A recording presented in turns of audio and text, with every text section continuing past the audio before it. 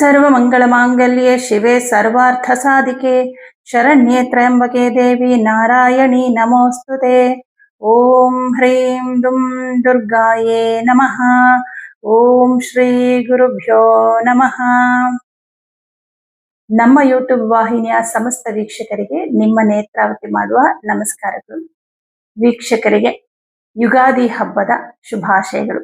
ಯುಗಾದಿ ಹಬ್ಬ ಬಂದೇ ಬಿಡ್ತು ವೀಕ್ಷಕರೇ. ನಮ್ಮ ಸನಾತನ ಧರ್ಮ ಹಿಂದೂ ಕ್ಯಾಲೆಂಡರ್ ಪ್ರಕಾರ ಈ ಯುಗಾದಿ ನಮಗೆಲ್ಲರಿಗೂ ಹೊಸ ವರ್ಷ. ಯಾಕಂದ್ರೆ ಪ್ರಕೃತಿಯಲ್ಲಿ ಸಾಕಷ್ಟು ಒಳ್ಳೆಯ ಬದಲಾವಣೆಗಳಾಗತ್ತೆ.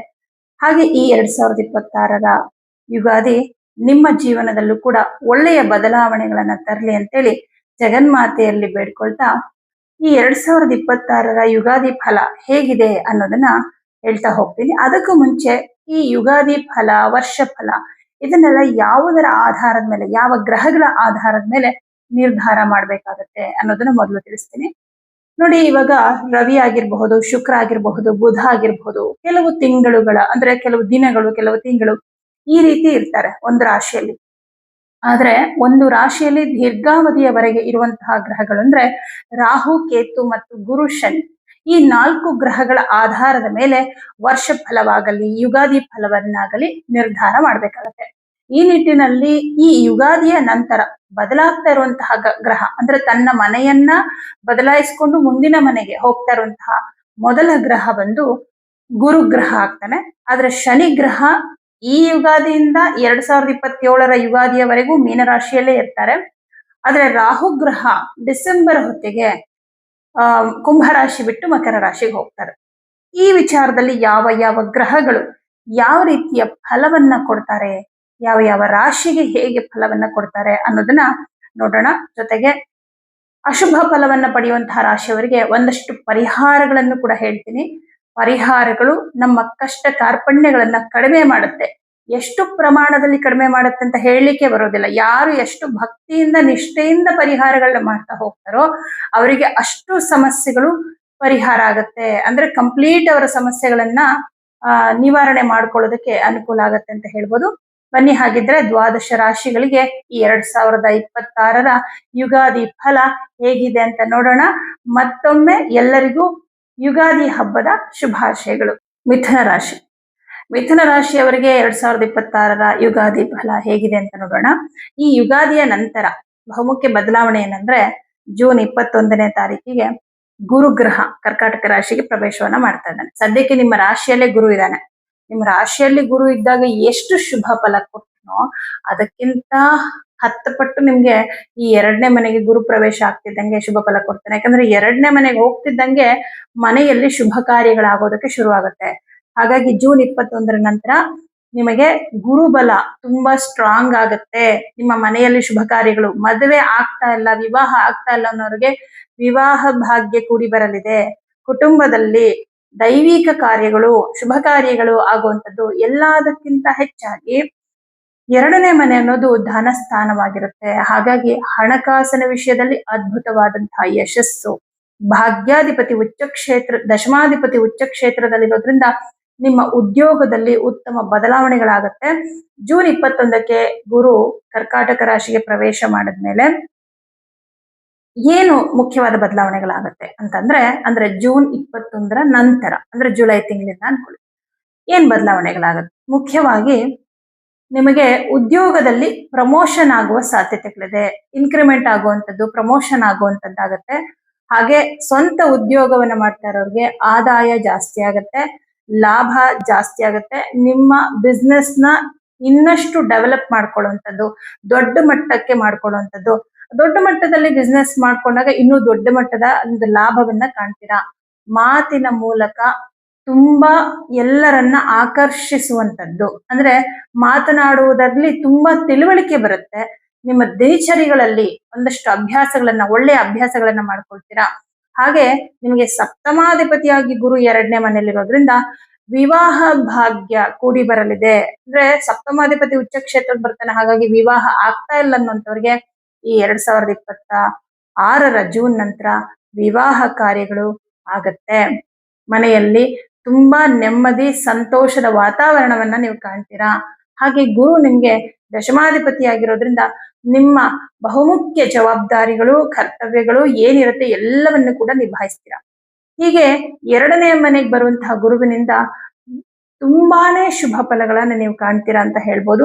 ಈ ಗುರು ದೃಷ್ಟಿ ನಿಮ್ಗೆ 6ನೇ ಮನೆ ಮೇಲಿರುತ್ತೆ. ಹಾಗಾಗಿ ಉದ್ಯೋಗದಲ್ಲಿ ಬದಲಾವಣೆ, ಯಾರಿಗೆ ಕೆಲಸ ಇಲ್ಲ ಅವ್ರಿಗೆ ಕೆಲಸ ಸಿಕ್ಕತ್ತೆ, ಕೆಲಸದಲ್ಲಿ ತುಂಬಾ ಸಮಸ್ಯೆ ಇದೆ ಅನ್ನುವಂಥವ್ರಿಗೆ ಸಮಸ್ಯೆಗಳು ನಿವಾರಣೆ ಆಗುತ್ತೆ, ಮೇಲಧಿಕಾರಿಗಳಿಂದ ಕಿರಿಕಿರಿ ಇದೆ ಅದೆಲ್ಲವೂ ಕೂಡ ಕಡಿಮೆ ಆಗುತ್ತೆ. ಬೇರೆಯವರು ನಿಮ್ ಹತ್ರ ದುಡ್ಡು ತಗೊಂಡು ಕೊಡ್ತಾ ಇಲ್ಲ, ಮೋಸ ಮಾಡ್ತಾ ಇದಾರೆ ಅಥವಾ ವಾಪಸ್ ಕೊಡಕ್ ತುಂಬಾ ಸತಾಯಿಸ್ತಿದ್ದಾರೆ, ಅಂಥವ್ರು ನಿಮ್ಮ ಹಣವನ್ನ ವಾಪಸ್ ಕೊಡುವಂತದ್ದಾಗತ್ತೆ. ಹೀಗೆ ನಾನಾ ವಿಧದಲ್ಲಿ ನಿಮ್ಮ ಸಂಕಷ್ಟಗಳನ್ನ ಗುರುಗ್ರಹ ನಿವಾರಣೆ ಮಾಡ್ತಾ ಇದ್ದಾನೆ ಅಂತ ಹೇಳ್ಬೋದು.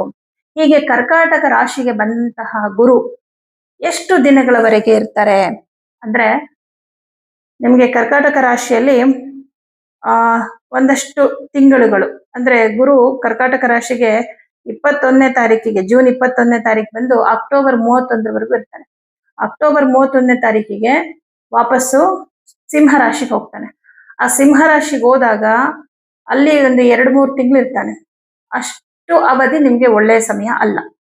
ಎಲ್ಲಿಂದ ಅಕ್ಟೋಬರ್ 31ರಿಂದ ಜನವರಿ 2027 26ನೇ ತಾರೀಕುವರೆಗೂ, 2027ರ ಜನವರಿ 26ನೇ ತಾರೀಕುವರೆಗೂ, ಅಲ್ಲಿಗೆ ನವೆಂಬರ್, ಡಿಸೆಂಬರ್, ಜನವರಿ ಈ 3 ತಿಂಗಳು ಸಿಂಹ ರಾಶಿಯಲ್ಲಿ ಗುರು ಇರುವವರೆಗೆ ಅಷ್ಟು ಶುಭವಾದ ಸಮಯ ಅಲ್ಲ. ಈ 3 ತಿಂಗಳ ಅವಧಿಯಲ್ಲಿ ನಿಮ್ಮ ಬಿಸ್ನೆಸ್ ವಿಚಾರವಾಗಿ, ಹಣಕಾಸಿನ ವಿಚಾರವಾಗಿ, ಯಾವುದೇ ಶುಭ ಕಾರ್ಯಗಳ ವಿಚಾರವಾಗಿ, ದೈವ ಕಾರ್ಯಗಳ ವಿಚಾರವಾಗಿ, ಮನೆ, ಭೂಮಿ, ವಾಹನ ಖರೀದಿ ಮಾಡುವ ವಿಚಾರವಾಗಿ ಯಾವುದೇ ನಿರ್ಧಾರಗಳನ್ನ ತಗೋಬೇಡಿ ಸಿಂಹ ರಾಶಿಯಲ್ಲಿರೋವರೆಗೂ. 2027ರ ಜನವರಿ 26ಕ್ಕೆ ವಾಪಸ್ ಮತ್ತೆ ಕರ್ಕಾಟಕ ರಾಶಿಗೆ ಗುರು ಬರ್ತಾನೆ. ಆವಾಗ ಬೇಕಿದ್ರೆ ನಿರ್ಧಾರ ತಗೊಳ್ಳಿ. ಯಾಕಂದ್ರೆ ಸಿಂಹ ರಾಶಿಯಲ್ಲಿ ಗುರು ಇದ್ದಾಗ ನಿಮ್ಗೆ ಶುಭ ಫಲ ಕೊಡಲ್ಲ. ನೀವು ಆ ಟೈಮಲ್ಲಿ ಏನ್ ನಿರ್ಧಾರ ತಗೊಳ್ತೀರಾ ಅದು ಪ್ರಾಬ್ಲಮ್ಮೇ ಉಂಟು ಮಾಡುತ್ತೆ. ಮನೆ ತಗೊಳ್ಳೋದಾಗ್ಲಿ, ಸೈಟ್ ತಗೊಳ್ಳೋದಾಗ್ಲಿ, ಬಿಸ್ನೆಸ್ಗೆ ಏನಾದ್ರು ಇನ್ವೆಸ್ಟ್ ಮಾಡೋದಾಗ್ಲಿ, ಇದೆಲ್ಲ ನೀವೇನಿದ್ರು ಒಂದು ಅಕ್ಟೋಬರ್ ಒಳಗಡೆನೆ ಡಿಸಿಷನ್ಸ್ ತಗೊಳ್ಳಿ. ಇಲ್ಲ ಅಂದ್ರೆ 2027ರ ಜನವರಿ 26ರ ಮೇಲೆ ನಿರ್ಧಾರ ತಗೊಳ್ಳಿ. ಸಿಂಹ ರಾಶಿಗೆ ಹೋದ್ಮೇಲೆ ಏನಾಗುತ್ತೆ, ನಿಮ್ಮ ಅದೃಷ್ಟ ಕೈ ಹಿಡಿಯೋದಿಲ್ಲ. 3ನೇ ಮನೇಲಿ ಇರ್ತಾನೆ. ಹಾಗಾಗಿ ಏನೋ ಒಂದು ನಿರ್ಧಾರ ತಗೊಂಡ್ರೆ ಅದ್ರ ನೀವು ಎಕ್ಸ್ಪೆಕ್ಟ್ ಮಾಡಿದಷ್ಟು ಆಗ್ಲಿಲ್ಲ, ತೊಂದರೆಗಳೇ ಬಂದ್ಬಿಡ್ತು ಅನ್ನೋ ತರ ಆಗ್ಬಿಡುತ್ತೆ. ಹಾಗಾಗಿ ವಿವಾಹ ಕಾರ್ಯಗಳಾದ್ರೂ ಅಷ್ಟೇನೆ, ನೀವು ಅಕ್ಟೋಬರ್ ಒಳಗಡೆನೆ ವಿವಾಹ, ಇಲ್ಲ ಅಂದ್ರೆ 2027 ಜನವರಿ 27ರ ನಂತರ 26ರ ನಂತರ ವಿವಾಹ ಕಾರ್ಯಗಳನ್ನ ಇಟ್ಕೊಂಡ್ರೆ ತುಂಬಾ ಒಳ್ಳೇದು. ಯಾಕಂದ್ರೆ ಈ 3 ತಿಂಗಳು ಗುರುಬಲ ನಿಮ್ಗಿರಲ್ಲ.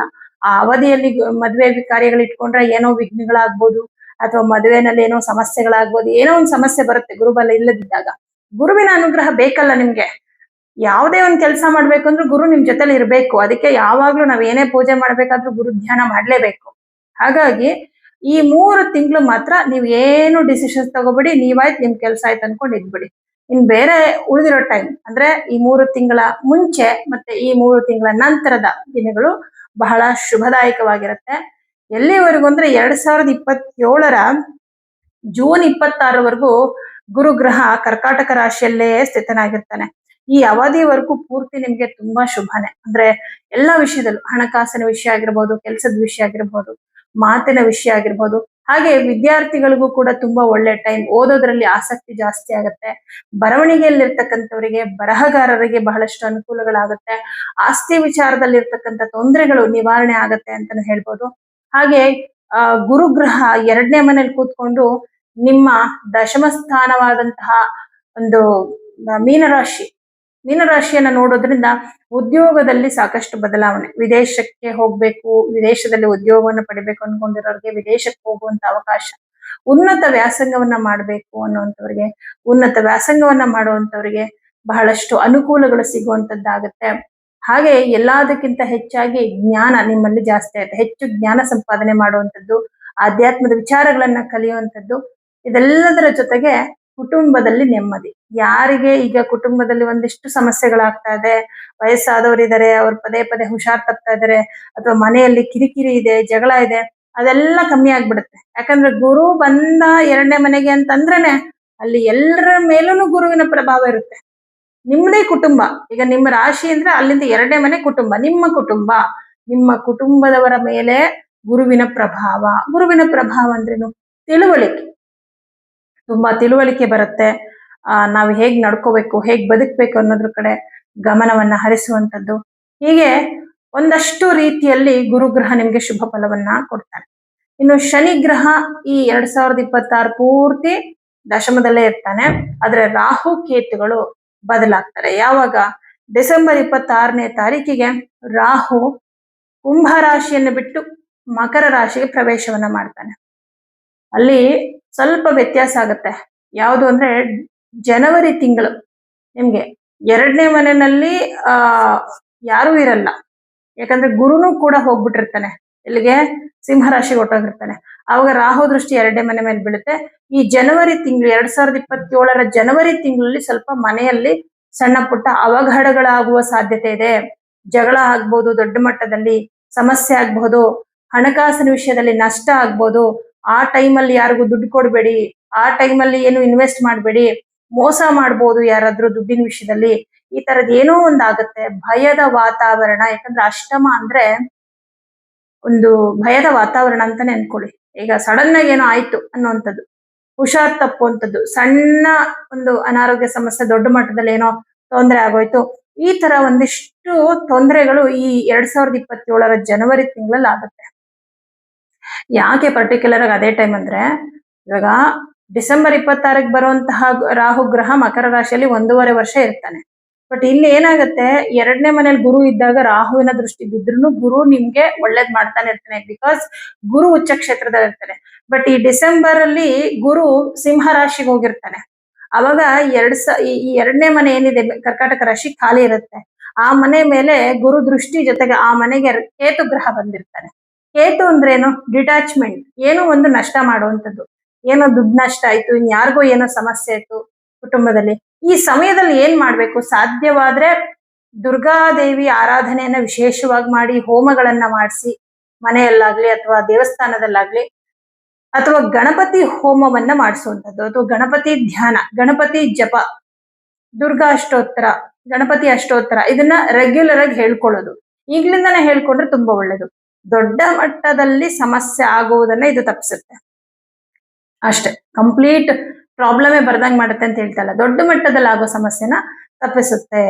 ಮತ್ತೆ 2027ರ ಜನವರಿ 26ನೇ ತಾರೀಕಿಗೆ ಗುರು ವಾಪಸ್ ನಿಮ್ಮ ಕರ್ಕಾಟಕ ರಾಶಿಗೆ 2ನೇ ಮನೆಗೆ ಬಂದ ಮೇಲೆ ಸ್ವಲ್ಪ ರಾಹುವಿನ ಪ್ರಭಾವ ಕಮ್ಮಿ ಆಗುತ್ತೆ. ಬಟ್ ಡಿಸೆಂಬರ್ ಮೇಲೆ ರಾಹು ಅಷ್ಟಮದಲ್ಲೇ ಇರ್ತಾನೆ. ಗುರು ಇರೋವರೆಗೆ ರಾಹುವಿನ ಪ್ರಭಾವ ಕಮ್ಮಿನೇ. ಎಲ್ಲಿವರೆಗೂ ಇರ್ತಾನೆ ಕರ್ಕಾಟಕದಲ್ಲಿ? 2027ರ ಜೂನ್ 26ನೇ ತಾರೀಕುವರೆಗೂ ಕರ್ಕಾಟಕದಲ್ಲಿ ಇರ್ತಾನೆ. ಹಾಗಾಗಿ ಏನೇ ಒಂದು ಸಮಸ್ಯೆಗಳು ಆಗತ್ತೆ, ಏನೋ ಅಡೆತಡೆಗಳು ಮಾಡ್ಬೇಕು ಅಂದ್ರೂ ಕೂಡ ಗುರು ನಿಮ್ಮನ್ನ ಪ್ರೊಟೆಕ್ಟ್ ಮಾಡ್ತಾ ಇರ್ತಾನೆ.